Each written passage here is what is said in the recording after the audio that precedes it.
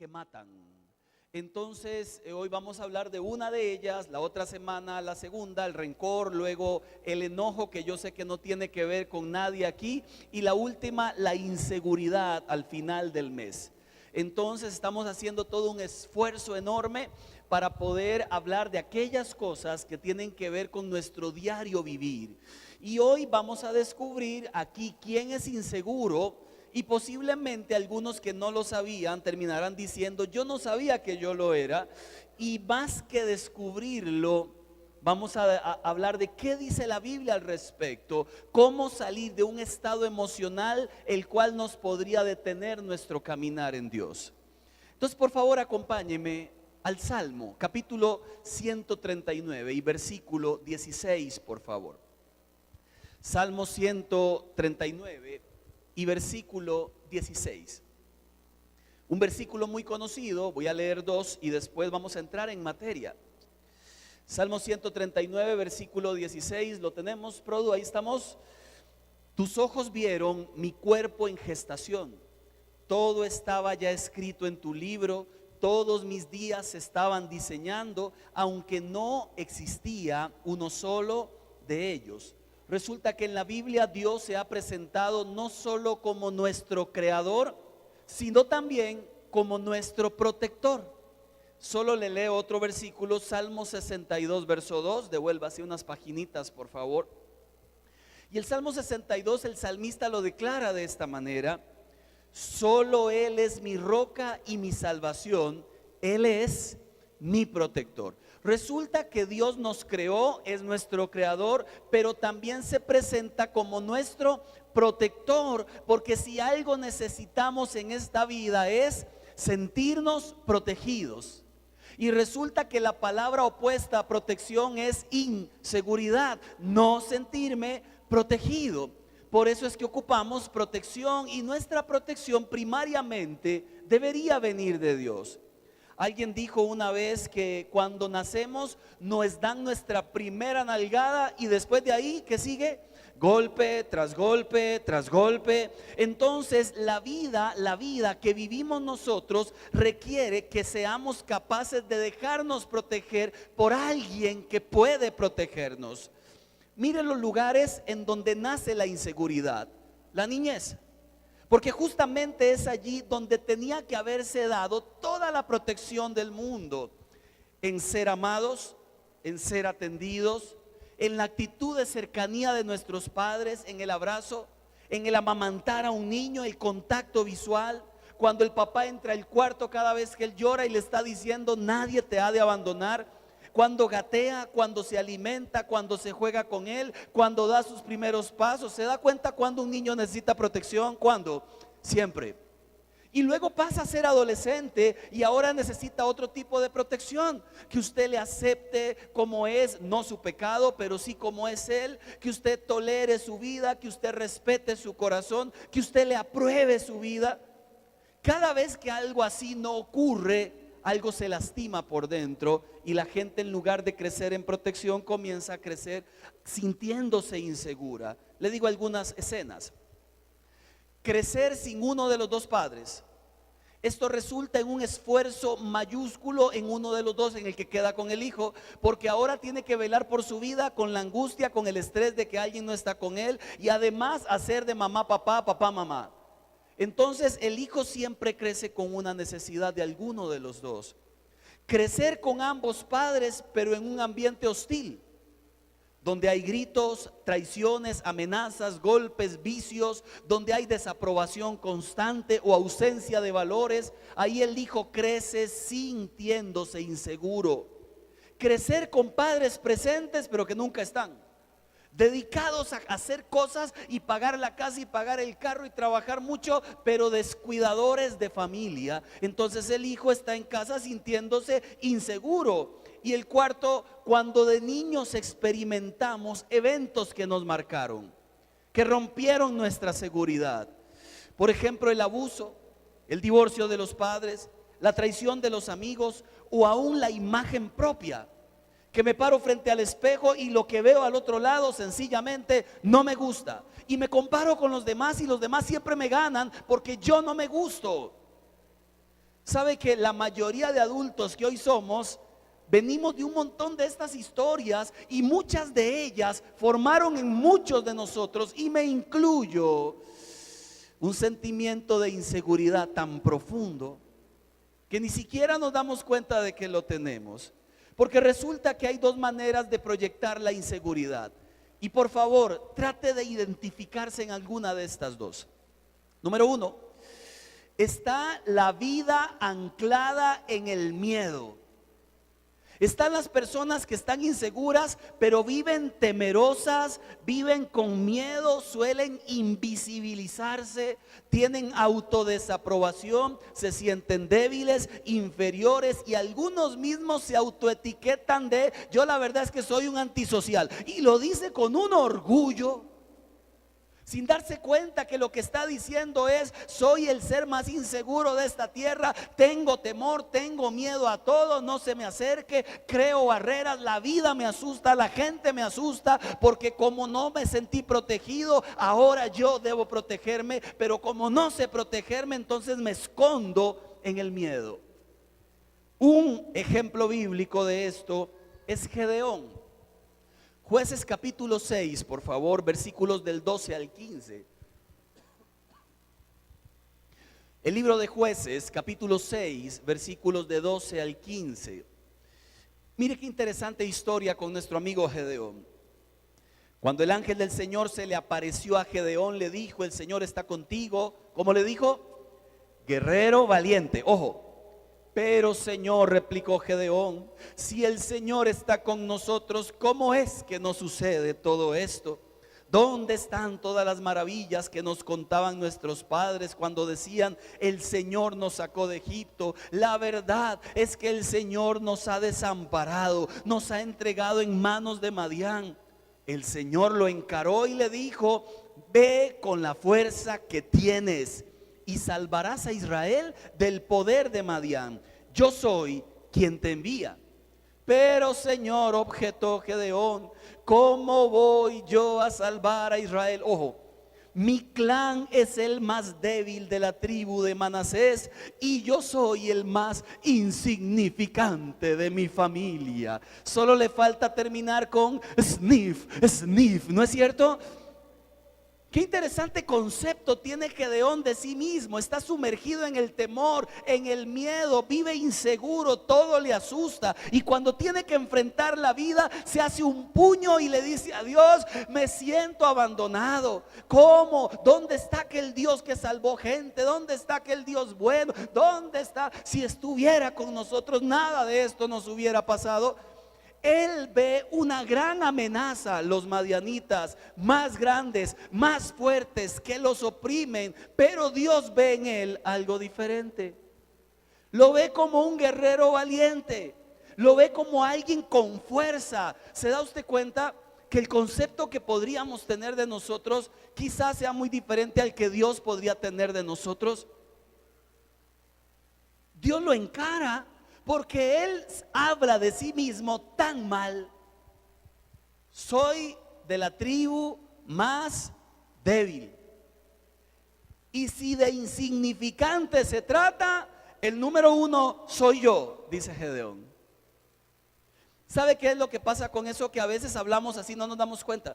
Yo no sé si yo me he enfermado tanto últimamente porque yo hacía una broma que ya dejé de hacer. Yo solía decir, y por culpa de Roberto Campos, yo solía decir siempre: yo creo que yo soy un hombre de 80 atrapado en un cuerpo de 40. Siempre daba esa broma. Y otra vez cuando me decían: pastor, ¿qué le pasó? Me duele aquí. Es que yo creo que tengo como 80, pero estoy en un cuerpo de 40. Era muy chistosa la broma, hasta que de verdad comenzó todo a dolerme como si tuviera 140, en serio. Y me doy cuenta que las palabras, los dichos de mi boca de verdad me están comprometiendo con mi vida.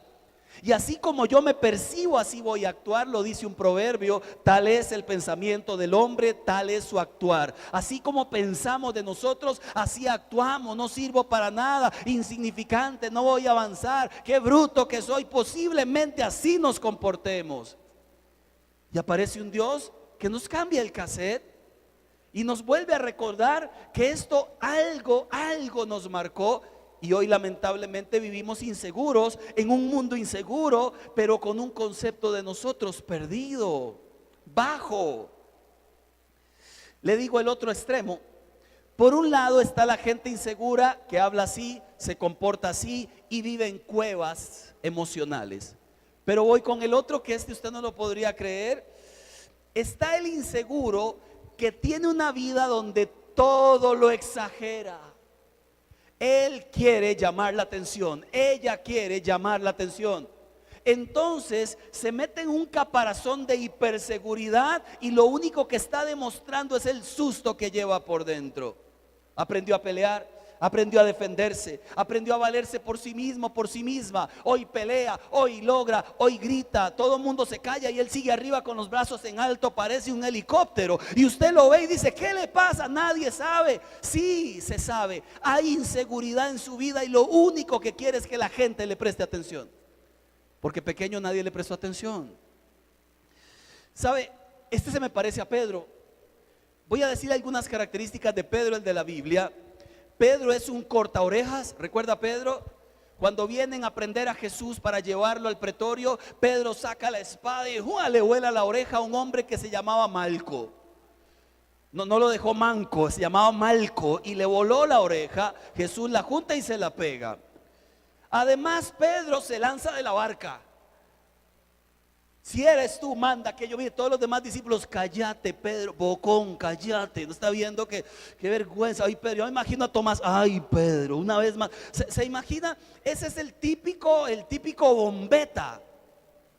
Se destaca, habla, dice, atropella, va. A él no le importa porque vive en un mundo de inseguridad.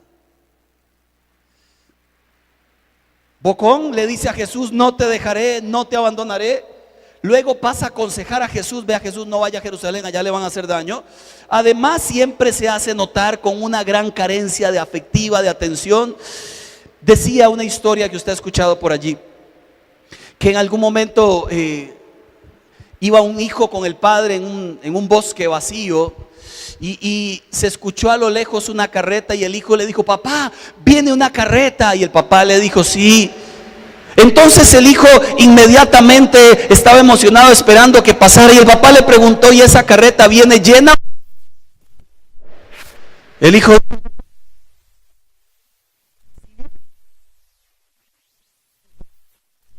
pero si viene llena ni se escucha. Así hay vidas.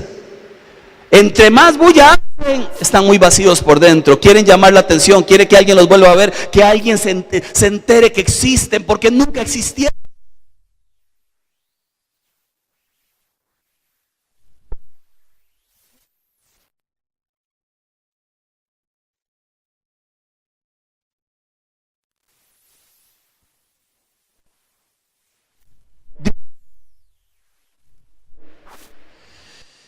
La inseguridad, el miedo.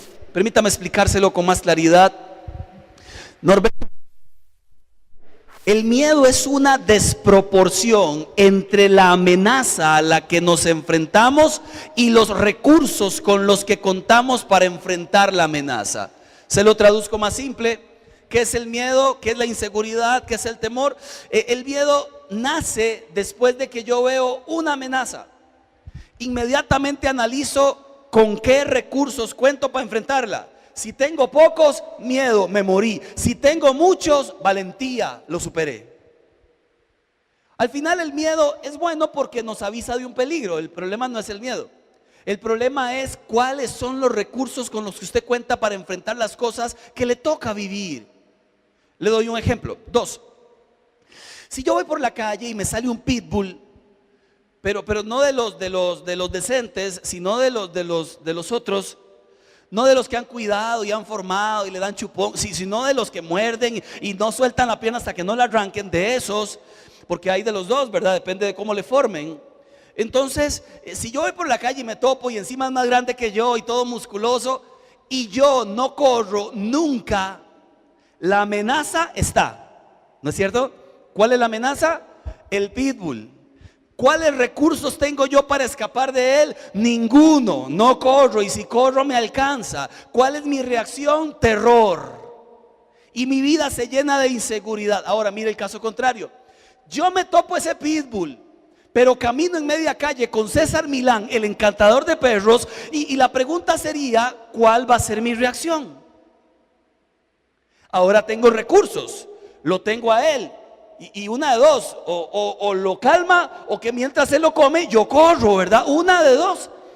Pero hay recursos, entonces el miedo baja. Así funciona la inseguridad. La inseguridad nace a partir de amenazas que son reales o imaginarias. Usted tiene algo que le amenaza, inmediatamente mira cuáles recursos tiene. Si tiene pocos, entra en inseguridad y en temor. Pero si tiene muchos, podrá enfrentarlo. Un problema matrimonial. ¿Quiénes aquí están casados y se han peleado por lo menos una vez este año? Una, nada más una. Ok, baje la mano. ¿Quién se ha peleado una docena de veces este año? Que vaya a consejería. Aquí en la iglesia tenemos un equipo de consejeros. Si tengo un problema matrimonial, esa es una amenaza, ¿no es cierto? Entonces, ¿qué tengo que revisar? Si tengo recursos para enfrentarla. Entonces miro a Jackie, me miro a mí y digo, soy un hombre maduro, Jackie es una mujer madura, tenemos a Dios de nuestro lado, podemos conversar, otras las hemos superado. ¿Eso qué me da? Paz. Porque aunque la amenaza es real, Jackie está con un problema. La amenaza es real, Jackie tiene la culpa. La amenaza es real, Jackie me hace problema. La amenaza es real, tenemos los recursos para enfrentar la situación. Entonces la inseguridad se minimiza. Caso contrario, crisis matrimonial.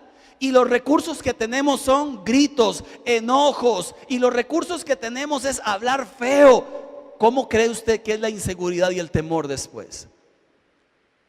¿Por qué la gente vive en inseguridad? Porque no se ha dado cuenta que tiene recursos. Porque no sabe que tiene y puede contar con recursos de Dios. Porque al final no son los nuestros, son los de Dios. Si usted ve a Gedeón, Dios le dice, ve con la fuerza que tienes, pero le dice, porque yo voy contigo. Al final los recursos que usted y yo necesitamos para enfrentar la inseguridad están en las manos de Dios. Sea que seamos introvertidos o sea de los extrovertidos, todos ocupamos los recursos de Dios para enfrentar las futuras y posibles amenazas.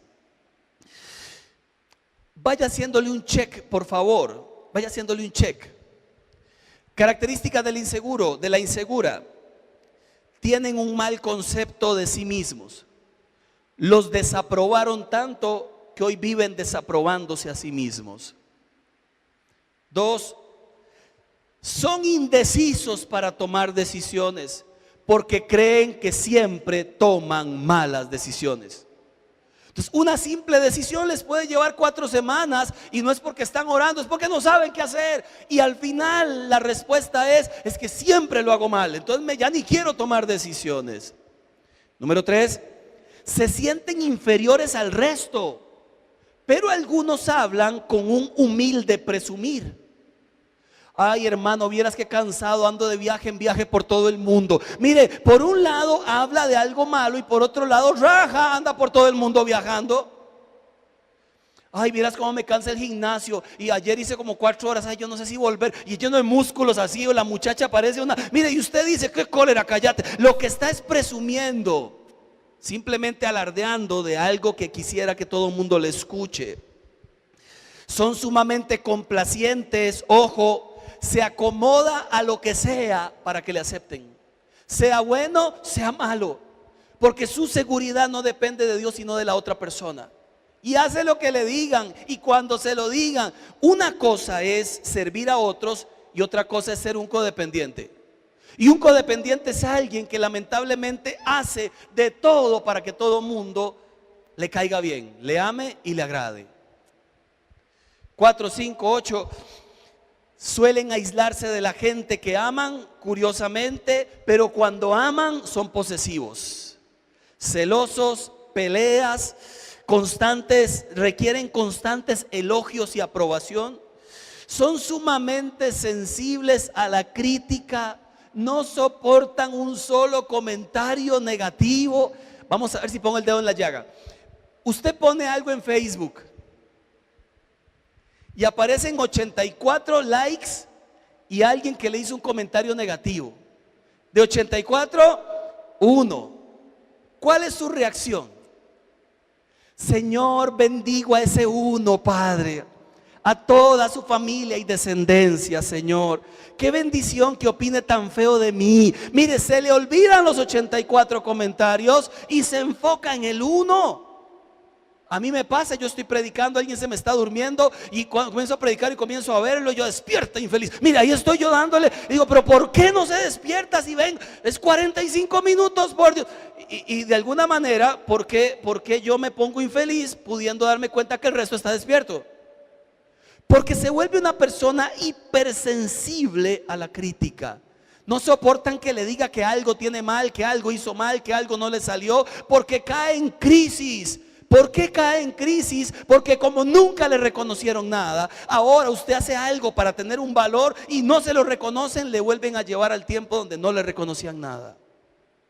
Y el dolor se vuelve a acrecentar. Suelen ser controladores y descargan su frustración con la gente que más aman.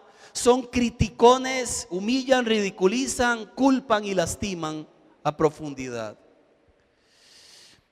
Y una más, el inseguro trata de llenar el vacío de su corazón con el amor de medio mundo. ¿Sabe? Cuando leo las características, pregunta, ¿puede ser honesto y levantar la mano o no? ¿Se anima? ¿Quién tiene algunas? ¿Puede levantar la mano? ¿Quién tiene algunas?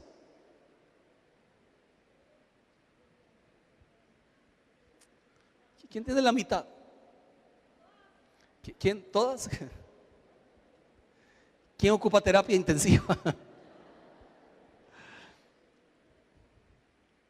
Permítame hablarle de Moisés. El asunto no es saber que soy inseguro, ok, ya lo sabemos. El asunto es ¿qué hago? ¿Verdad?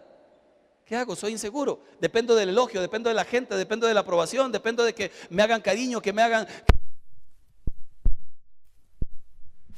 Y cuando eso no ocurre, entonces se me quiebra el mundo, se me cae la vida. Y cuando eso no ocurre, me siento morir. Y cuando eso no ocurre, me desanimo y no quiero salir de la casa y me deprimo, porque la seguridad que tengo no está proviniendo de la fuente correcta.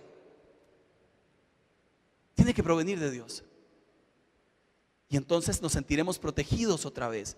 Pero si no proviene de Dios, viviremos en el mundo de la inseguridad. Y es feo ese mundo en realidad. Permítame contarle algo raro. Digo raro. Cuando nació Fiorella, sí. Sal fuera, sal. Cuando nació Fiorella, mi hija, la del medio, hoy tiene 15, no olvido que un día llegué a casa y Jackie estaba dándole de mamar, ahí la tenía, y yo me le senté a la par y me dio enojo. ¿Vieran qué raro? Y yo me le senté a la par y hice la frente así. Y no eran celos de que le está dedicándole mucho tiempo a la chiquita tiene que comer, ¿verdad? No eran celos, era normal lo que estaba haciendo, solo que yo me sentí mal. Y me le quedé viendo y ya, entonces la ponen en la cuna y seguía yo serio. Entonces Jackie me dijo, ¿qué le pasa? Le dije, yo no sé, me dio bronca ver dándole de comer a Fío. Y me dice, ¿por qué? Le digo, yo qué sé. Solo me dio enojo, no sé por qué. Es como raro, ¿verdad? ¿Cómo se va a enojar? ¿Qué clase de padre? Échele el pan y mire cómo se va a enojar. La chiquita está comiendo. No tiene por qué enojarse. Un día llegó mi madre a casa y Jackie le hizo una pregunta tan zafada como buena. Y se le quedó viendo y le dijo, doña Vicky, yo estaba en la sala ahí con la computadora y dijo, cuando Marco nació, ¿usted le dio pecho?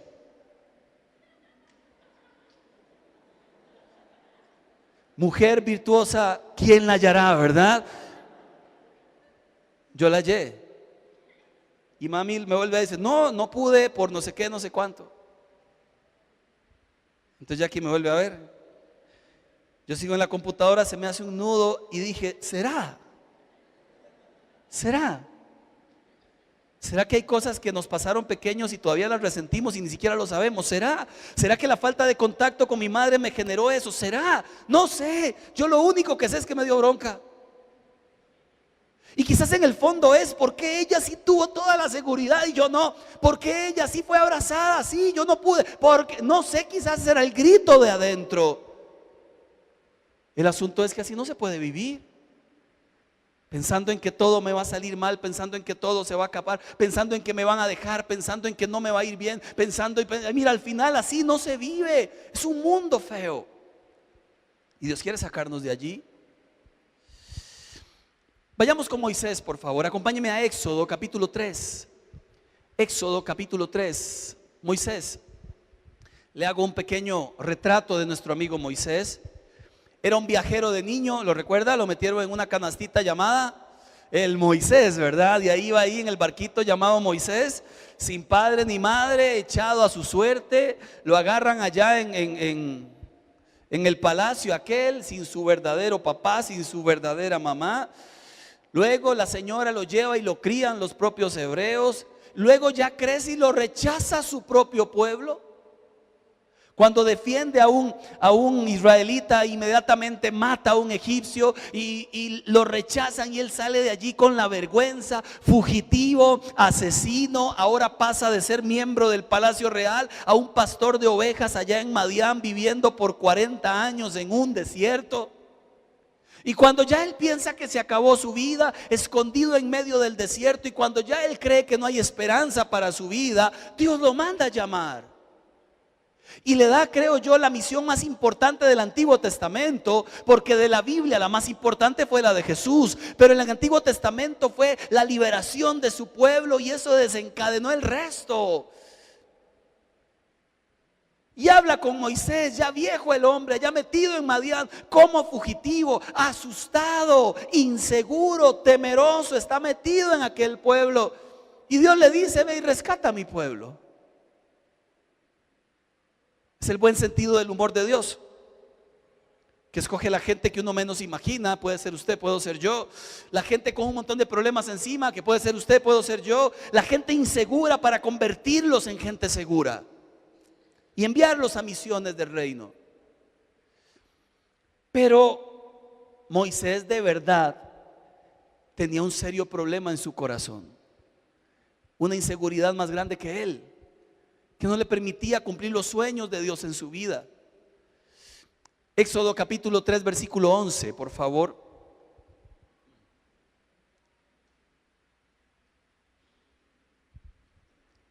Dice la palabra de Dios: pero recuerde que después de un pero casi nunca hay nada bueno en la Biblia.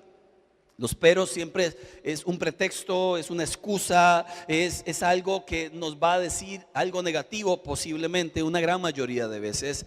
Pero Moisés le dijo a Dios: ¿y quién soy yo para presentarme ante el faraón y sacar de Egipto a los israelitas? Es la misma expresión vocal o la misma hablada que se echa Gedeón, ¿se da cuenta?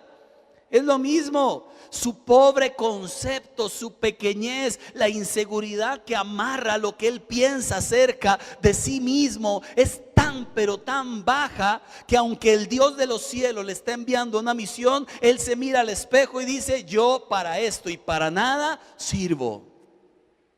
¿Quién soy yo? Hoy quiero hablar con aquel y con aquella que tiene un concepto tan bajo de sí mismo, que ante cada oportunidad de vida usted se pregunta: a mí me va a pasar algo bueno, en serio, a mí.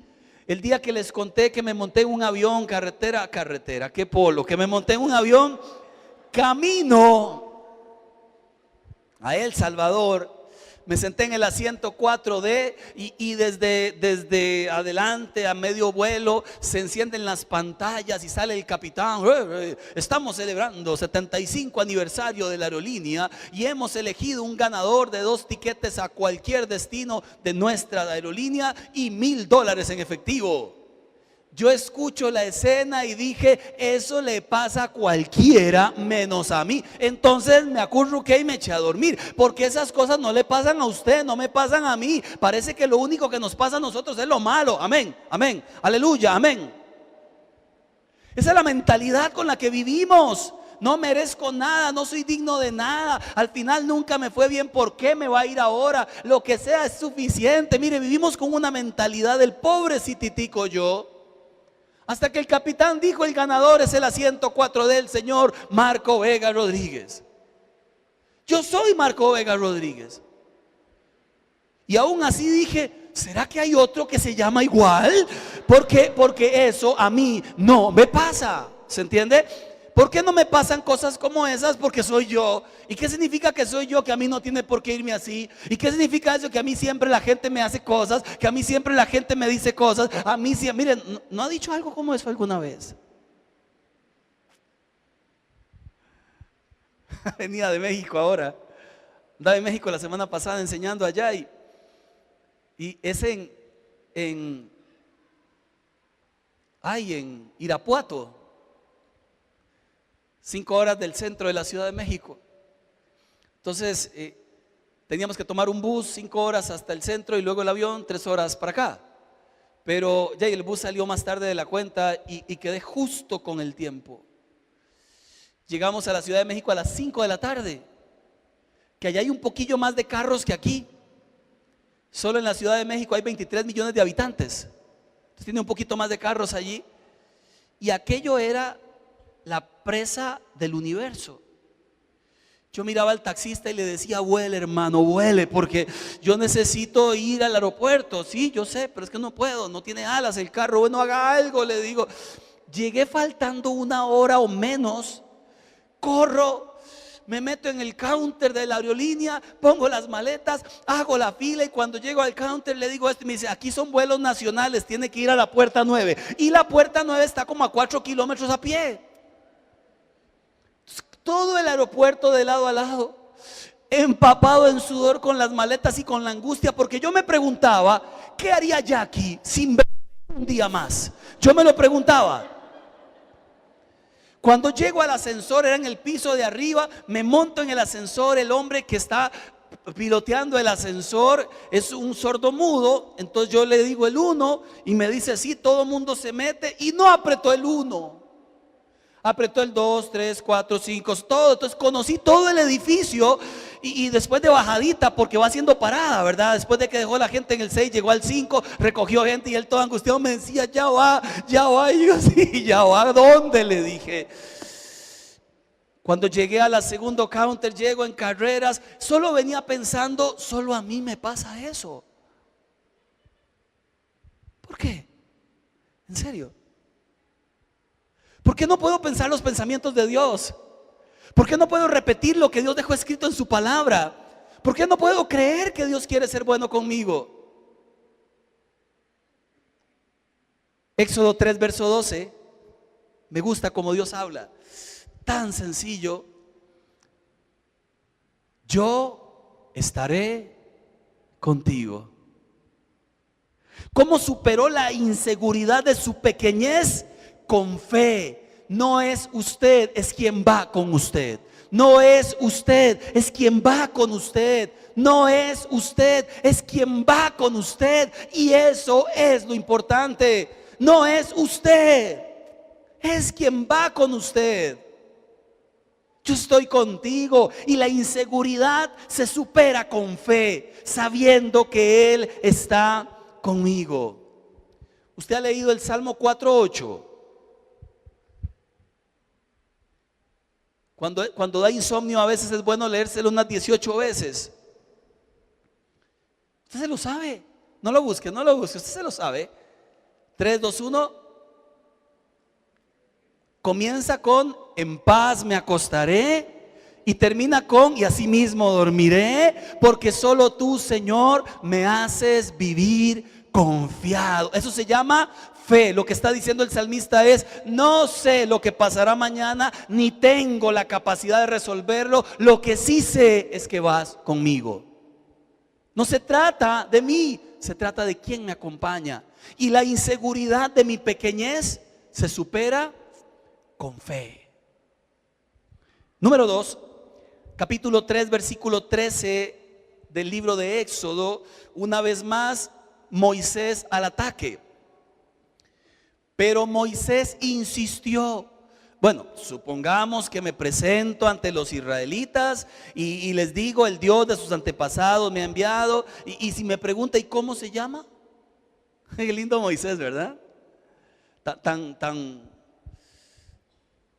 lleno de fe que se veía. Dios le responde: yo soy el que soy. ¿Cómo se supera la inseguridad de un futuro? Con confianza en Dios. Salmo 121 se sacó una canción de esto: el Señor es tu protector. Al contemplar las montañas me pregunto, ¿de dónde vendrá mi ayuda? Mi ayuda vendrá del Señor, que hizo los cielos y la tierra. Nunca permitirá que resbales, no se dormirá el que te cuida. Él nunca duerme el que te cuida. El Señor es quien te cuida, quien te protege, quien está junto a ti para ayudarte. El sol no te hará daño de día, ni la luna de noche. El Señor te protege de todo peligro, protege tu vida, protege tus caminos, ahora y siempre. Amén. Así termina el salmo. De alguna manera lo que está diciéndole a usted y a mí es que ante lo incierto de un futuro, confíe. Ante lo incierto de su pequeñez, tenga fe. Ante lo incierto de un futuro, confíe. Porque todo ese montón de cosas no las dijo de nadie más que de los seres humanos que amaron su nombre. Número 3, nuestro amigo Moisés vuelve al ataque. Capítulo 4, versículo 1 de Éxodo, por favor. Moisés volvió a preguntar: ¿y qué hago si no me creen y no me hacen caso? Imagínense qué concepto de sí mismo tan curioso. Bueno, ya llego, ya les digo, yo soy el que soy, me envió, pero ahora no me creen, no me hacen caso, y si me dicen, el Señor no se le apareció. Y el Señor le responde en Éxodo 4, verso 2: ¿qué tienes en la mano? Y esa frase para mí es devastadora. ¿Qué tienes en la mano? La inseguridad que vivimos ante las dudas es superada con la gracia que Dios ha depositado en tu vida, tu testimonio, tus virtudes, tu propia fuerza que ni siquiera sabía que tenías. Escuché un testimonio que se lo pasé al grupo de servidores de la iglesia porque tenía que contarlo. Tengo que contarlo.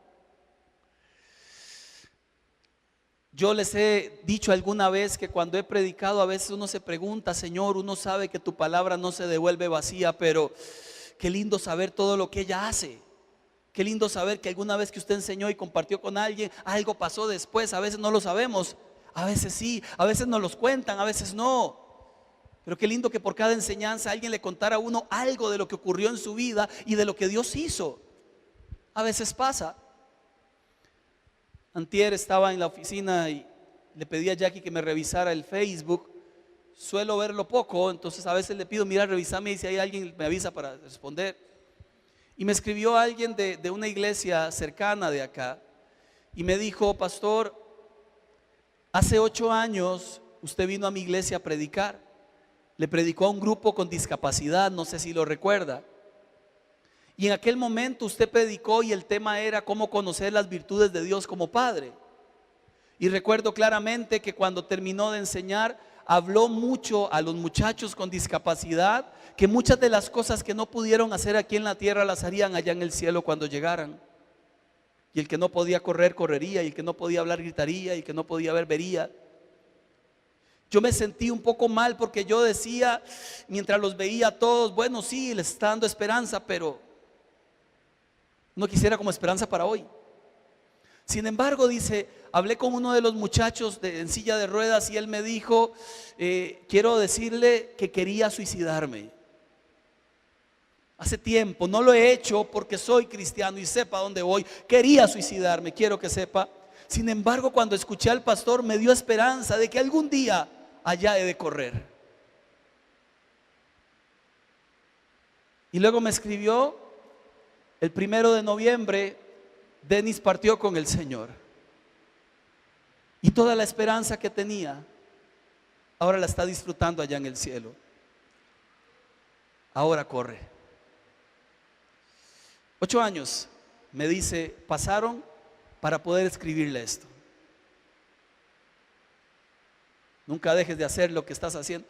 Y viene la duda que te golpea y viene Dios y te dice: lo que haces es valioso, es importante y tiene sentido. Y viene la duda y te golpea y viene Dios y te dice: con lo que tienes en tu mano voy a dar vida a otras personas. Y viene la duda y una vez más Dios usa tu propia vida para sacarte de la inseguridad, de la duda. Leí el testimonio, se me hizo 4 nudos en la garganta, Jackie ya estaba llorando. Y me dijo: Jackie, ¿qué le respondo? Y yo no sé, le dije: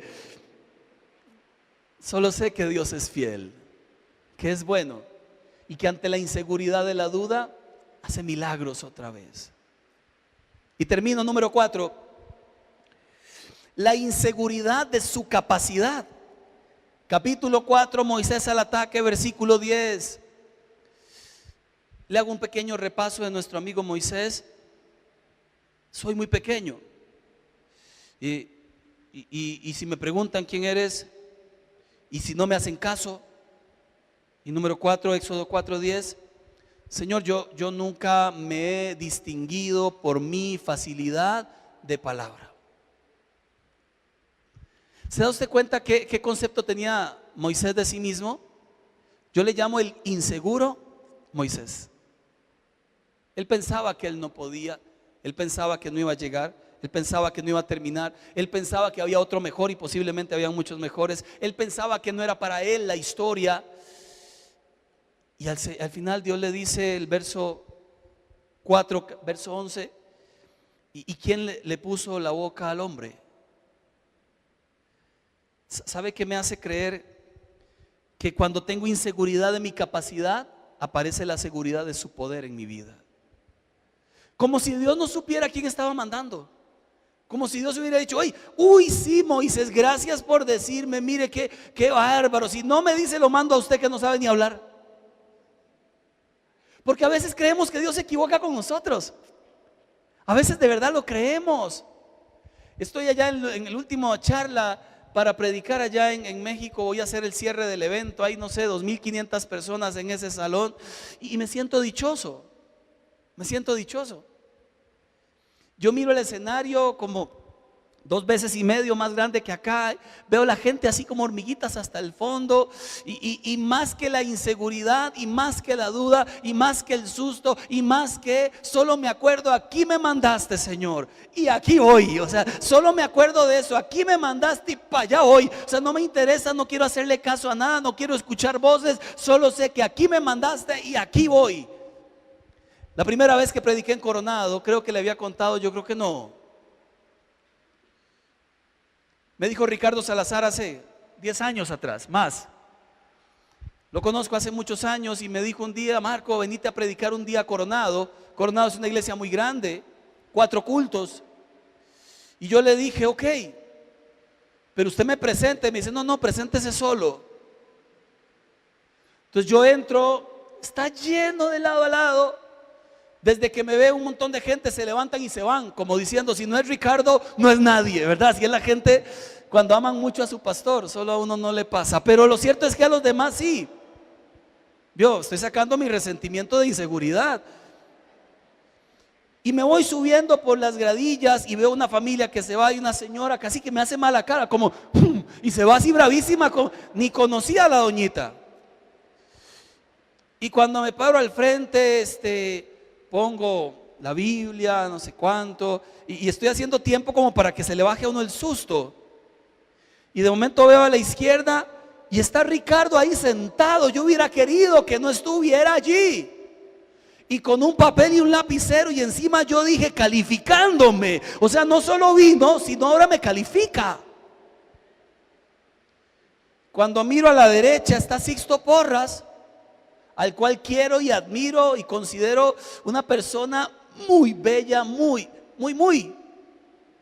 Y está a la derecha y me saluda.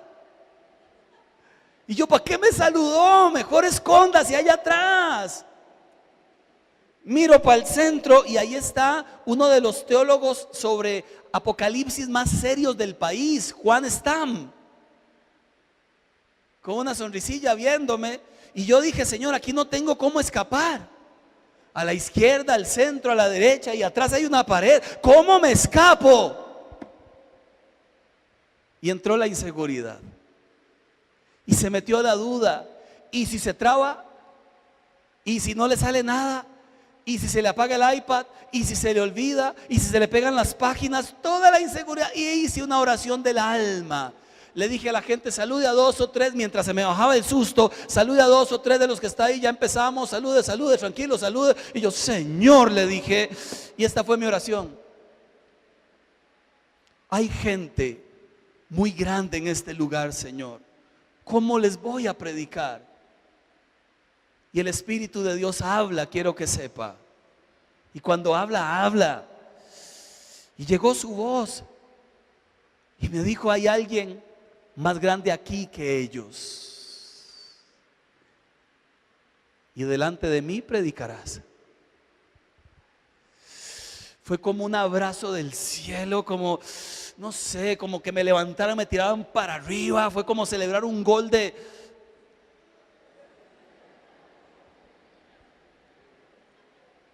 la Sele, para quedar bien con todos. De la Sele, sí, porque el otro equipo ya no hace goles. Mire, de la Sele. Y prediqué con ganas, con amor, con temor de Dios, con pasión del cielo, con fuego del Espíritu de Dios. Hice llamado, ¿sabe? Yo quería pasar en el llamado para que sepa. Son de esos momentos del cielo donde usted es tomado por Dios y hace cosas que jamás hubiera hecho en su sola naturaleza. Pero la inseguridad se rompe completamente cuando usted depende del poder de Dios y no de su propia capacidad.